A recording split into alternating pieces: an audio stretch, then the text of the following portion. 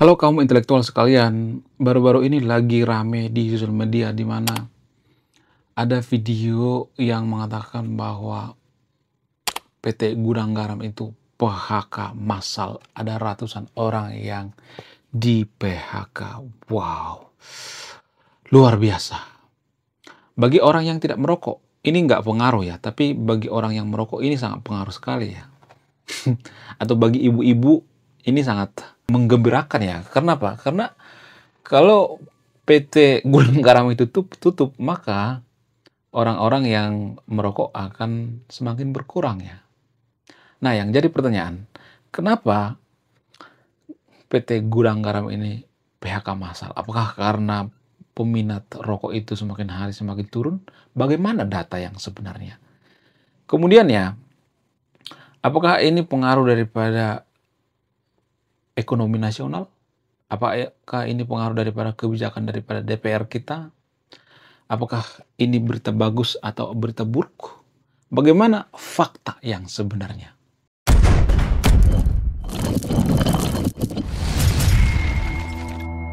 Sebenarnya kalau boleh jujur ya, jumlah perokok aktif di Indonesia itu dari tahun ke tahun itu mengalami yang namanya penaikan, tapi kenaikannya itu nggak terlalu signifikan ya.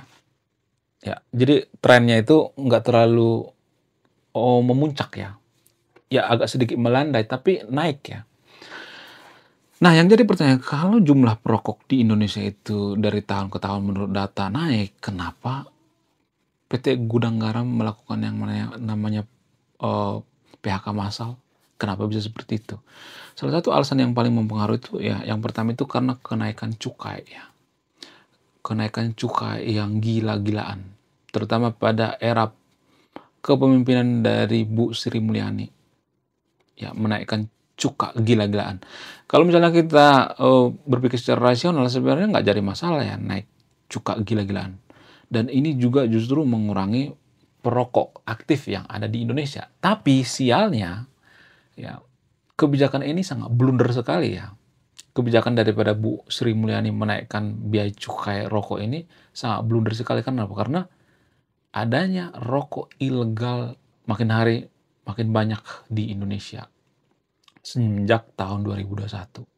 Jadi rokok ilegal ini muncul karena apa? Karena harga rokok naik gila-gilaan. Jadi pemerintah kecolongan ya. Pemerintah malah rugi sekian triliun karena menaikkan yang namanya bea cukai ya.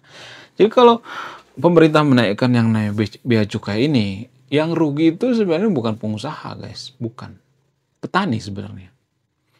Ya, petani akan kehilangan mata pencaharian ya. Petani apa? Petani daun tembakau gitu ya. Itu sebenarnya yang paling terdampak ya. Biasanya yang menanam ini kan petani biasanya. Para petani sebenarnya yang kena dampak yang pertama, bukan para perokok ya. Para perokok kan bisa aja mencari rokok-rokok yang ilegal gitu ya. Rokok selundupan gitu.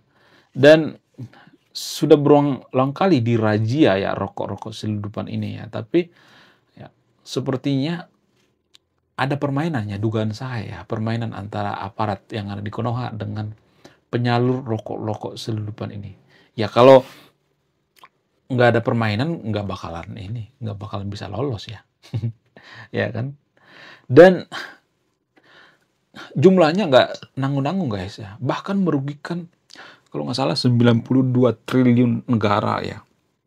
Jadi kebijakan daripada Bu Sri Mulyani ini blunder sekali ya. Makanya banyak haters daripada Bu Sri Mulyani. Ya, karena kebijakan daripada Bu Sri Mulyani ini cenderung ya berpihak ya pada sebagian orang, bukan ya sebagian besar ya, tapi sebagian kecil ya saya melihatnya ya. Kemudian alasan selanjutnya kenapa ya, dugaan saya kenapa PT Gudang Garam ini PHK massal itu karena PT Gudang Garam ini sudah beralih pada rokok elektrik. Jadi kita tidak boleh kasihan sama yang punya perusahaan. Kasihanlah sama karyawan-karyawannya. Mereka sudah ya memulai dari tahun 2021, yaitu rokok elektrik. Dan ini yang paling disukai oleh anak-anak muda ya. Banyak tuh ya berseliweran di media sosial ya, rokok elektrik itu atau vape dan lain sebagainya itu nggak terlalu berbahaya. Menurut saya itu sangat berbahaya. Ya, kalau boleh jujur ya, dulu saya perokok aktif ya. Rokok saya dulu ya gurang garam juga ya.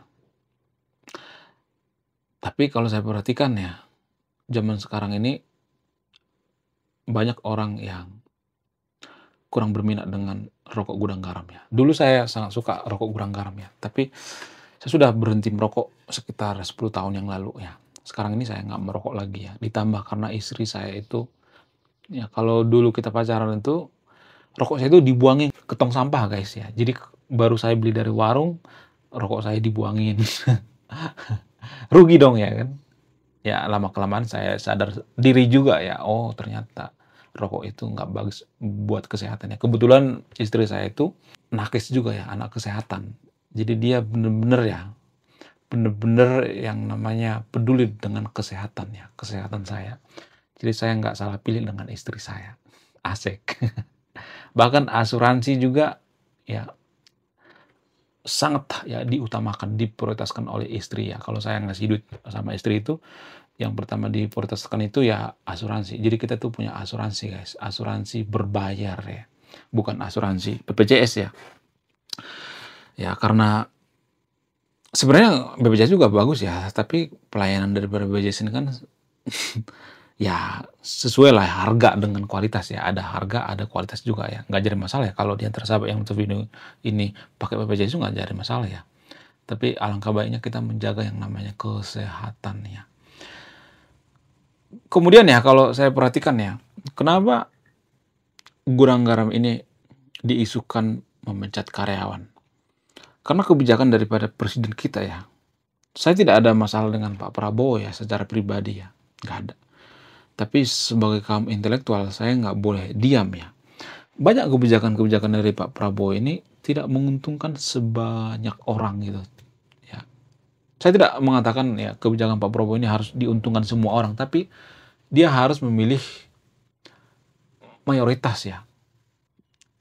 Mayoritas orang maksudnya, bukan segelintir orang. Ya, banyak kebijakan-kebijakan dari Pak Prabowo ini yang menurut saya itu yang sangat-sangat blunder ya. Seperti misalnya menaikkan PBB ya. Itu kan sebenarnya berdampak daripada kebijakan Pak Prabowo. Pak Prabowo menekankan kepala daerah untuk efisiensi, sehingga kepala daerah mau nggak mau harus menaikkan yang namanya pajak kan. Itu kan faktornya dari mana? Korelasinya dari mana? Dari Pak Prabowo juga kan. Jadi jangan mengatakan bahwa Pak Prabowo nggak tahu apa-apa. Pak Prabowo itu justru bertanggung jawab ya. Yang paling mempengaruhi kenaikan daripada PBB ya. Dan ini juga berdampak pada apa? Berdampak pada perusahaan-perusahaan ya. Kalau PBB naik, ya berarti pajak-pajak perusahaan juga bisa naik kan, dan berdampak pada apa? Berdampak pada karyawan. Ya, lagi-lagi korbannya karyawan. Masyarakat kecil yang berdampak. Dan ini kebijakan-kebijakan Pak Prabowo yang tidak menguntungkan ya banyak masyarakat. Jadi jangan ini guys ya, jangan ngeyel lah kalau ada orang yang kritik Pak Prabowo itu kan.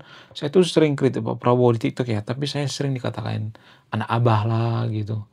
Ya pengusung Ganjar lah, jangan terlalu naif seperti itu guys, jangan terlalu fanatik gitu. Ya ada saja ya kebijakan dari Pak Prabowo ini yang tidak menguntungkan masyarakat.